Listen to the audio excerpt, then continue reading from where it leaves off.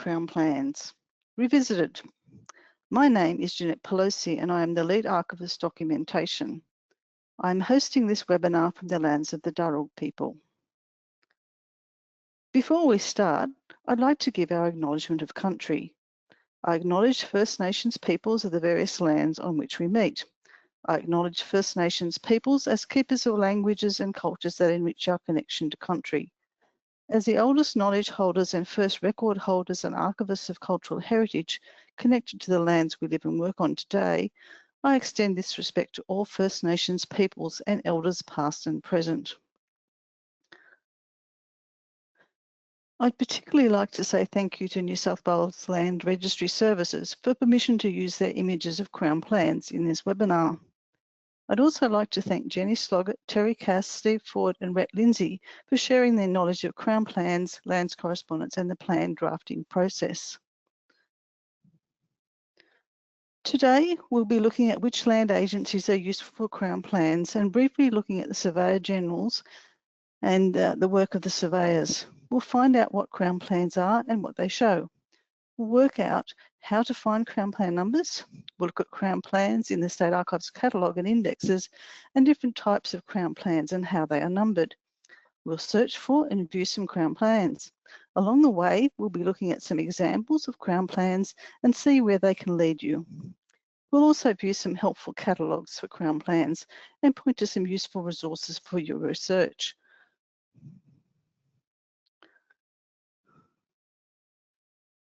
You can read about land agencies related to Crown plans in our catalogue collection search. The oldest land agency is the Surveyors General, established in 1788. The Office of Surveyor General still exists today. The successor agencies were the Department of Lands and Public Works in 1856, which was split in 1859, with part becoming the Department of Lands. It is in these agencies you will find most of the records referenced on the Crown plans. The current agency, called Crown Lands, manages New South Wales government land in the public interest. Land Registry Services provides historical land information, including images on the Historical Land Records Viewer. The Surveyor General's office was established in 1788. Its staff were the ones who were creating Crown plans from 1792 onwards. If you are having trouble reading the signatures of the Surveyors General, you might like this helpful list of their names and signatures from 1787 to 1926, which is in the Government Printing Office glass negatives, which have been digitised. The whole list of names and signatures is viewable in Collection Search. Before we start on the Crown plans themselves, I'd like to take a moment to think about the surveyors who created them. The surveyors were hard-working men who traversed plains, mountains, lakes and rivers in New South Wales, measuring land and recording features such as vegetation. They recorded their measurements in field books and did preliminary sketches. This information will be used back in the office by draftsmen to compile maps, including parish maps and Crown plans. You can see here that surveyors' work was a major undertaking. Surveyor Ogilvie in 1837 took a great deal of equipment with him on a surveying expedition. This included drays, yokes, a chain, a bucket and spade, tarpaulins, slop clothing, iron pots and 3 tin plates. So what is a Crown plan? A Crown plan shows information about land being sold by the government, land that it owns called Crown land, who bought the land from the government, land that was taken back for sites such as schools, reserves, electricity easements and so on. Now, it doesn't always show buildings. It really depends on the type of the Crown plan. Some Crown plans, particularly resumptions, may show later owners. And just a reminder that as with the parish maps, often it will be the name of the person who held the mortgage that ends up on the certificate of titles, and that could be either a bank or a private individual. Now, Crown plans are not the end of your research. They're a starting place and they act as an index to other sources. Just a reminder that Crown plans, like all land records, are there to record land. They're not designed for our family history research, so all research into land requires patience. Now, finding the Crown plan numbers, that's the first step, and you can find quite a few of them.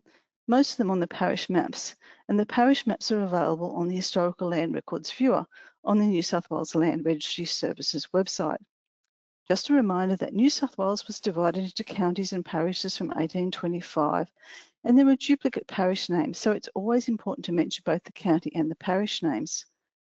There are some subdivisions of land offered for sale, surveys, ranges, coasts, rivers, plans of exploration, roads, railways, and of course they'll show reserves and mining leases.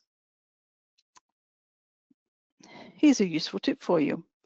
If you don't know the name of the county or parish, check it on the Geographical Name Board's place name search. Here I searched for the town of Nowra and found it is in the parish of Nowra in the county of St Vincent. So where do you find Crown Plan numbers? They can be found on parish maps on the New South Wales Historical Land Records Viewer, HLRV for short, in New South Wales Government Gazettes, available digitally on Trove. We all love Trove. In some land tenure records, such as conditional purchase registers and head office tenure cards, you'll have to visit the Western Sydney Reading Room to look up these tenure records. You may also find Crown Plan numbers in related land records, such as correspondence, sketchbooks, and catalogues of maps and plans. Well, there are different types of Crown Plans, and you'll often find the numbers in slightly different places. You've got your portion surveys. The Crown Plan number is usually written in the corner next to the portion number. Portion survey plan numbers are also generally in a table on one side of the parish map. The Crown Plan numbers for roads are usually written alongside the road. They usually start with R, and their second or small number is 1603. You've got your street alignment number plans. They're also written alongside the street, and they usually start with the first letter of the local government area, such as P for Penrith, L for Lambton. They often show the fronts of the buildings only. And lastly, there are the miscellaneous plans. They can be written anywhere alongside what they're creating a plan of, such as a railway, a road, a creek, and so on. They always start with MS, miscellaneous, and then there's a number, and then there's two letters which stand for the local land board district. And the archivist in the reading room can translate those letters for you into numbers so that you get your two numbers. Parish maps may also have notes numbered in round circles with a key on the parish map. These may lead us to Government Gazette notices of resumptions or dedications. Now to how Crown Plans are numbered. There are usually three parts to the Crown Plan number. There is an alphabetical letter at the start. The large number is in the middle and the small number is at the end. The small number is usually the constant number. In the examples on this slide, we have two Crown Plan numbers with a small number 1496, which both refer to the county of Roxburgh, and the R at the front also refers to the county name. The second example is for a different county, so has a different letter and a different small number. You will notice that parish names can be repeated in different counties. You can also see the way the numbers were written gives us the terms large number and small number. This is the parish map for the parish of Castlereagh in the county of Cumberland. You can see all the blocks have numbers on them. These are the portion numbers for the parish.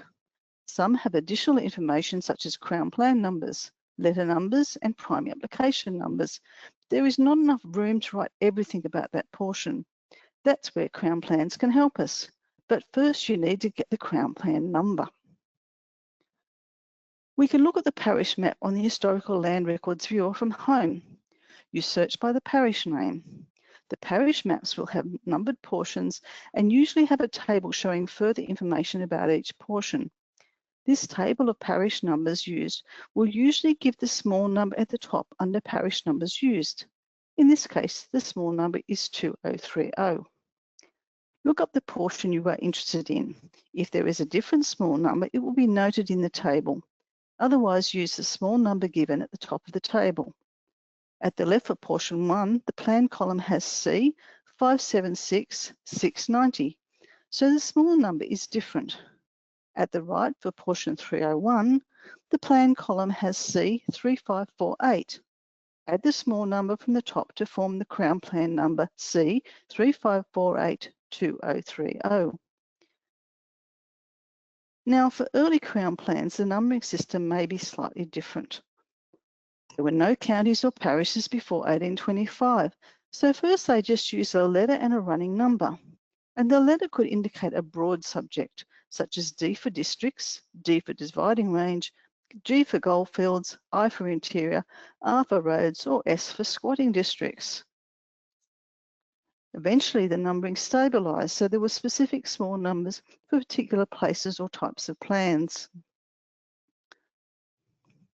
These are some of the early Crown plans as listed in the select list of Surveyors General maps and plans.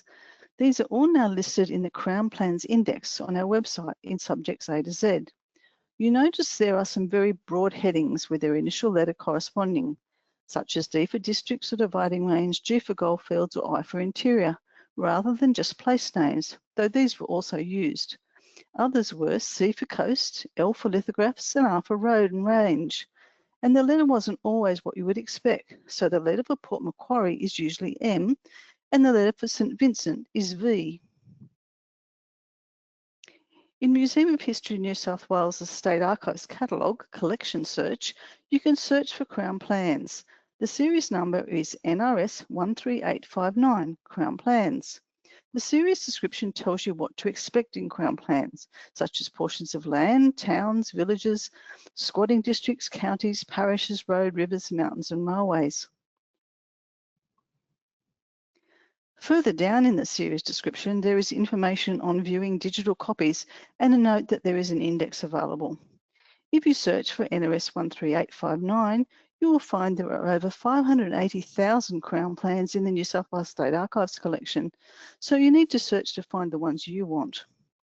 One way to search is to enter the series number with a place name and a feature you are looking for. For most of the plans, you will need the parish and county names. If you don't know those, check on the geographical names board place name search. I've also included some examples of how to search for known Crown plan numbers in collection search using their small numbers and the wildcard asterisk. There are two types of Crown plans available in our catalogue collection search. Both types of Crown plans are held in the State Archives collection. Both types can be viewed in the reading room on the Historical Land Records Viewer, HLRV. We have a special kiosk. One type has a map number. These are described on HLRV as State Records Crown plans. One of our earlier names was State Records, so these were added to the HLRV kiosk when we were known by that name. The State Records Crown plans are listed in the Crown Plans Index and as items in collection search. For the State Records Crown Plan items, the Crown Plan number is at the end of the title. The other type is a Bridge Street Crown Plan. You can tell because it has BS for Bridge Street, and then the large and small numbers in that order. Not all State Records Crown plans will have a large number, as the earliest plan for a small number usually didn't get one. We'll see how to search both types soon. The early plans from the Surveyor General Select List of Maps and Plans, 1792 to 1886, and its supplement, can be found by choosing subjects A to Z and choosing M for Maps and Plans. You can also search for our other webinars on land in our subjects A to Z. I've filtered here to just the indexes. When you click on the Surveyor General's Crown Plans, 1796 to 1886 index, you can then search for places using words or even numbers. Here I have searched the Crown Plan Index for Factory Street, which is in the Parramatta. When you click on Details, it takes you through to the Collection Search catalogue for more information. This entry has Surveyor General Map P 714R, where P stands for Parramatta, 714 is the small number, and there is an R at the end. In this case, there were plans numbered A to V before they started using large numbers. Most of the Crown plans in this index were copied onto black and white aperture cards, which can be viewed at the Western Sydney Reading Room. A copy service is also available for Museums of History New South Wales State Archives collection for these black and white aperture cards via the Crown Plans Index. Just click on the Buy shopping cart. Please note that the copy quality may vary depending on the original plan. Requests for publication quality coloured digital copies should be made to the Land Registry Services information brokers. The Kiosk version of Historical Land Records Viewer, HLRV, at the New South Wales State Archives Western Sydney Reading Room has additional information not available on the public version of HLRV, which you use from home. At the Reading Room, you can view Crown plans which have been digitised in colour and loaded onto the HLRV Kiosk version. While most plans have been digitised, not every state records plan has been loaded onto HLRV. If the plan you want is not there, you will have to contact the information brokers for Land Registry Services to order it. Search in the HLRV Kiosk for maps and plans and Crown plans. These have been chosen at the left. Choose the attribute of Crown plan number and then enter the number in the form large number - small number. For some of the earliest plans, this may be a little more tricky. We are looking for P714R. Note that HLRV is not case sensitive. We don't use the dots in HLRV, but use hyphens to separate the numbers. Sometimes we'll need to include the letter 2. For this early plan, there is no large number, so we will search for 1-P714 with R on the end. There is another different plan with the number P7142. Once we have a large number, it becomes easier to just use the numbers with a hyphen between them. You can see this in the examples on the right. So if there is no large number, use a 1 hyphen in front and include the initial letter, in this case P. If there are any additional letters included in the Crown plan number, such as the R or sometimes an A or B, you may need to include them too. These may go after the small number, or for some plans with allotments, after the large number. We'll have a look now at the State Records Crown plan for Factory Street at Parramatta, dated May 1859, which is map 2808. On HLRV, it is 1-P714R. While the plan is about the street, it includes the layout of the Parramatta Female Factory at that time. Clearly, that's why the street got its name. You can see it also has some annotations on it. While the plan is first dated 1859, it has been used to update details over time. There is a reference to a government gazette for the 4th of July 1867 and a folio or page number. There is an annotation in the bottom right referring to Roads 07613/3. This refers to the Roads branch of the Lands Department to a letter in 1907 numbered 613. I'm sure many of you know about the National Library of Australia's trove of newspapers and gazettes. It turns out that an Act of the New South Wales Parliament was passed to make changes to Factory Street in 1867. This Act was published in the New South Wales Government Gazette, which was noted on the Crown Plan. The Act stopped the public having a right to use that part of Factory Street as a public highway. Here is a Roads Branch correspondence file relating to Factory Street. Along with letters and gazette notices, it includes this plan. The part of the street next to the red shaded area was to be closed and made part of the hospital grounds. Following the references on the Crown Plan has led us more to the story of Factory Street. The second plan I found in Collection Search is a Bridge Street Crown Plan. It has BS for Bridge Street and then the large and small numbers. It is a plan of Nowra. To search in the HLRV Kiosk, you drop the letters and use the large number with a hyphen and the small number. In this case, use 3302-2013. This is a parish map for Nowra in the county of St Vincent. This is from edition 10 of the parish map. I'm looking for portion 373, which is just above Nowra Park. The large number is 4103 and the small number is 2013. We'll look at this one in a moment, but the plan I found in the Collection Search catalogue number 3302-2013 is slightly earlier, so we'll look at that first. Now we are looking at V3302-2013.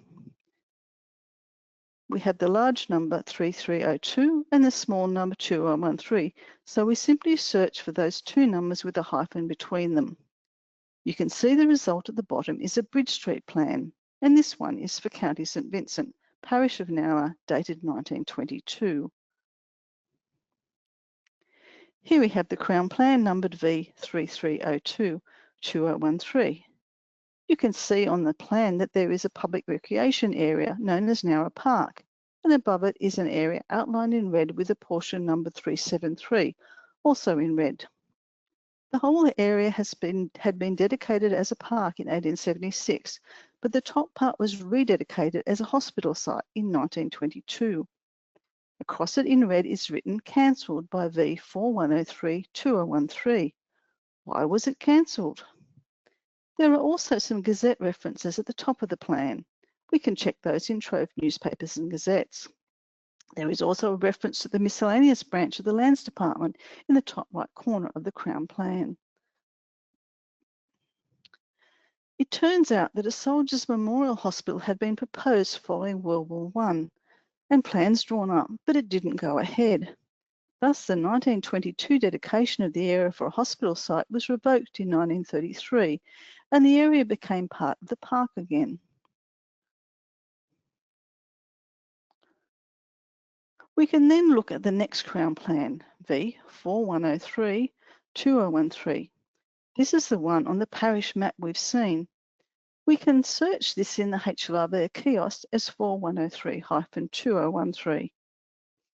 In 1949, after World War II, it was decided to go ahead with building a hospital at Nowra, to be known as the Shoalhaven District Memorial Hospital. The land was again dedicated for hospital use, so the Gazette reference of 4th of November 1949 is given. There is also a reference to correspondence in the Parks and Reserves branch of the Department of Lands as Parks 1951 letter number 2444. Here is a revocation gazettal in 1949, which rededicates the land for a hospital. This gives us a reference to P 48240, which is Parks branch of the Lands Department. I tracked this letter through the file movement registers to 5770 and then 512444. I found the correspondence at Parks 512444, Lands Department Parks branch. In May 1951, the Shoalhaven Hospital was finally opened. Parks 512444 is a large volume of correspondence, of which only a few examples are shown here. The letters go back to 1922 when a Soldiers' Memorial Hospital was first proposed. The hospital's advisory board declined to fund the hospital and opted for an ambulance service instead. The money had been raised was then used to build the War Memorial Gates to Nowra Park. In 1949, the hospital was again proposed and the site rededicated. This map shows the site as proposed in 1949. The area was registered on a certificate of title as shown by this letter from 1951. Certificates of title can be viewed on HLRV from home. I had a look at this certificate number and it relates to the 1876 dedication of Nowra Park for public recreation with subsequent dedications. Another way of finding an early Crown Plan would be to find a digitised entry from sketchbooks in NRS 13886. These have all been digitised and can be searched in collection search. In this case, I searched for Grafton and Cemetery. The sketchbooks were drawn by the surveyors prior to the Crown Plans being drawn by the draftsman.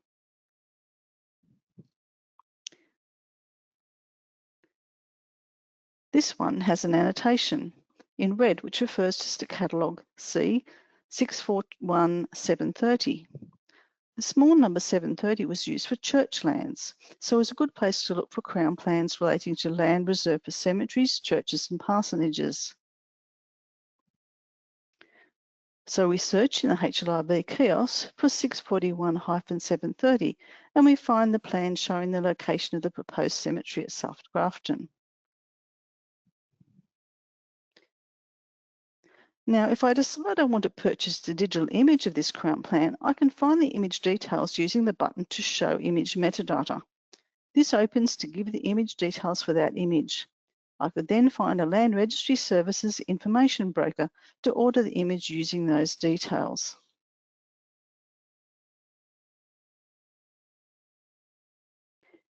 And here is Plan C 641730, which cancels the earlier survey from the sketchbook and replaces it with another numbered C971730.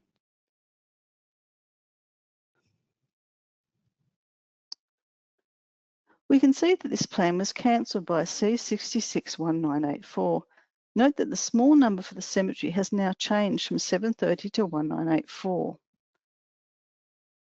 Both of these small numbers are for the miscellaneous church and cemetery. The archivists in the reading room have a list of what these small numbers mean and could look it up for you. This plan includes a lot of clues for us to follow. We can see the Surveyor General's letter number 15434 of 1866, along with some earlier references. We can see the plan was transmitted to the Surveyor General by District Surveyor P.H. Henderson with his letter number 6628, and also that the plan with the letter 645151 had been cancelled by this plan. We can try to find these letter numbers. In this case, I tried, but the top letter number was not in the box I expected, so it may have been carried forward to another letter number. Further checking of letter registers may be needed. The Surveyor General's Office and the later Department of Lands created various catalogues of maps and plans. They used these to keep track of the next available large number for plans as they were being created. Some were created retrospectively, such as NOS 13870, Catalogues of Maps and Plans, Surveyor General, 1792 to 1887. These catalogues were copied many years ago, and the photocopy is available in volumes in the Western Sydney Reading Room, numbered as COD 84 to 87. COD simply stands for Copy of Document. It is also on Reel 2501. There were other catalogues, including the Catalogue of Town Maps and Plans, the Catalogues of County Maps and Plans, the Catalogue of Maps and Plans relating to Port Jackson, the Plan Catalogue books for the Roads Branch Department of Lands, and the Plan Catalogue registers for miscellaneous plans. We'll have a look at each of these now. This is NOS 13870, Catalogues of Maps and Plans, Surveyor General, 1792 to 1887. And as I mentioned, it's on COD and Reel 2501. This catalogue shows the letter, here M at the top of the page, the small number, name of the place, the large numbers, description of plan, to whom sold or granted and by whom surveyed, and date of plan. You'll note that Blue Mountains is included under M for Mountains Blue. I'm looking for M1739.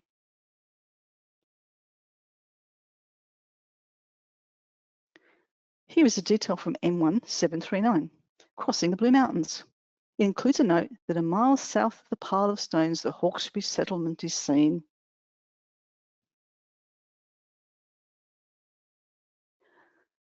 Some of the Crown plans are plans of towns and villages. What was originally a village may be a town today. Here is the series NOS 13872, Catalogue of Town Maps and Plans. It includes the name of the town or village, the catalogue number, a description of plan, register number, by whom surveyed, and date of plan.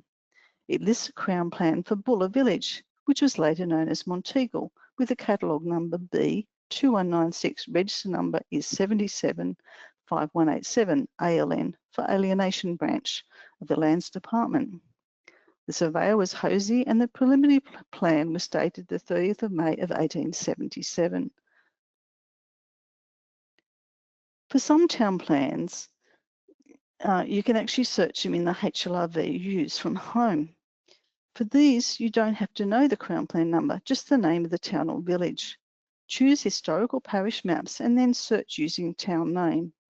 Note that not all these town maps will necessarily be Crown plans, but some of the earlier ones certainly are. Here we have the village of Monteagle in the parish of Wilton and the county of Monteagle. We can see that the name of the village has been changed. It was first known as Buller. You can see that the town plan is in a different series to the rest of the Crown plans.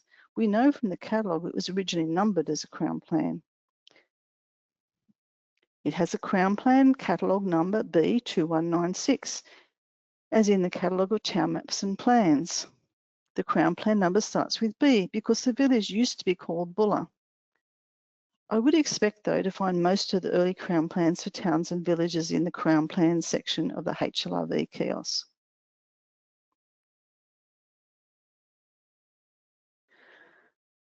This is from NRS 13873, Catalogues of County Maps and Plans from the Surveyor General, 1827 to 1978.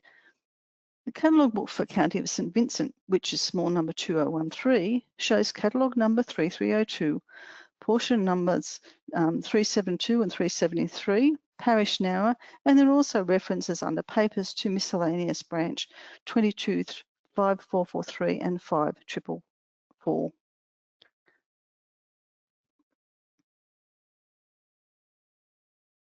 The catalogue of maps and plans relating to Port Jackson, Surveyor General 1792 to 1895 shows catalogue number, description of survey and name of surveyor.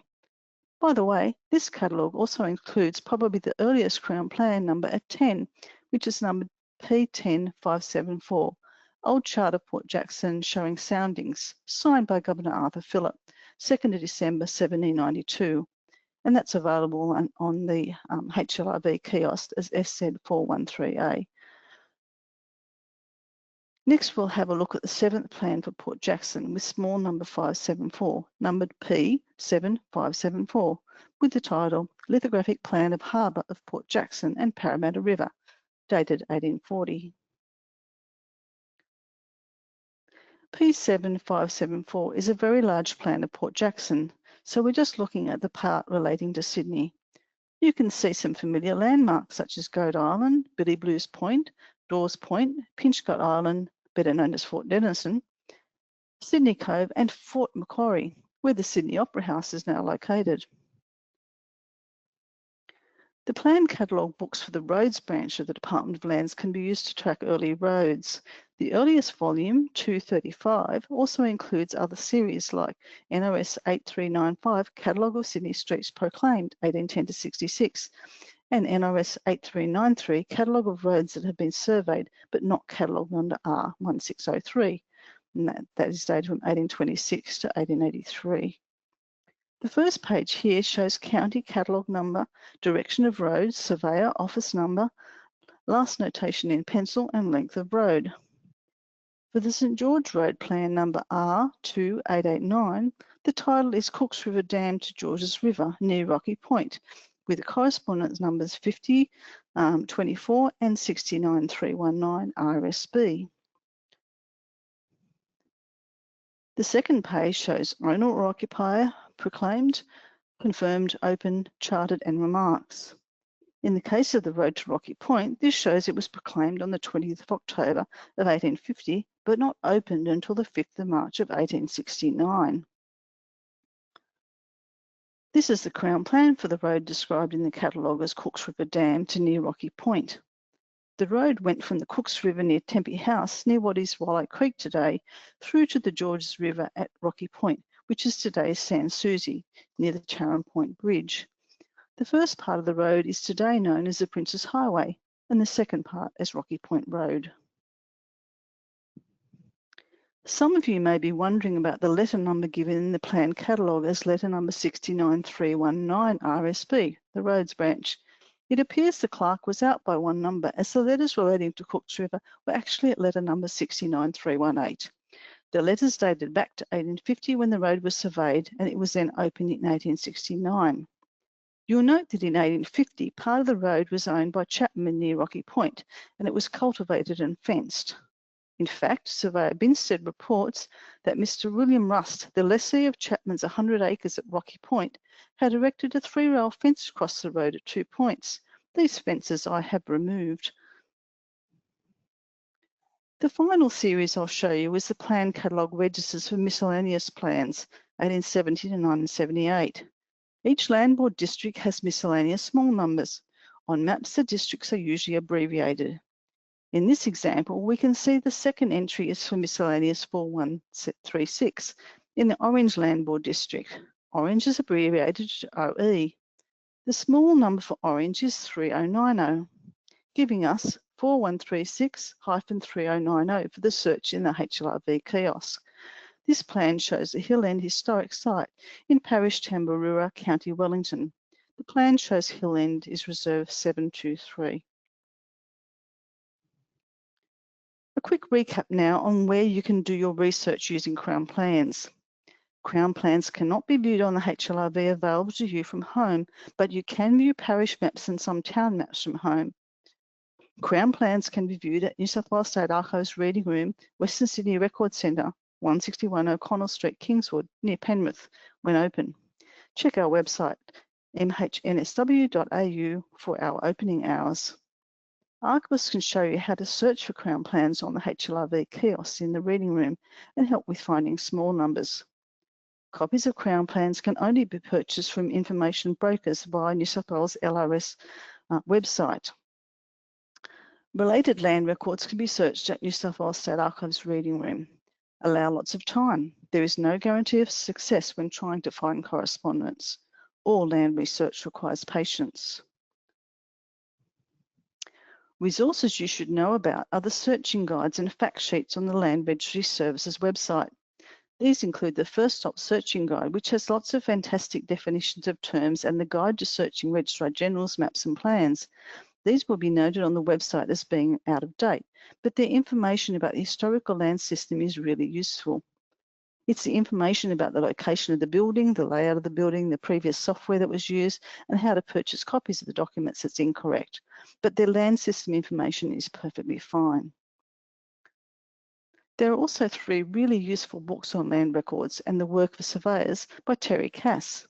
They are Unlocking Land, a guide to Crown land records held by the State Archives New South Wales, published in 2019. Equal to Any in the World, the Surveyors of New South Wales, 1862 to 1881, published in 2023. Jewels in the Crown, a history of the Bridge Street Plan Room and Crown plans, published in 2008. Copies of these are available to view in the Western Sydney Reading Room.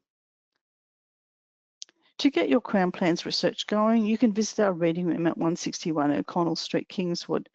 You can also contact us by email at collections@mhnsw.au or by phone on 9683 1788.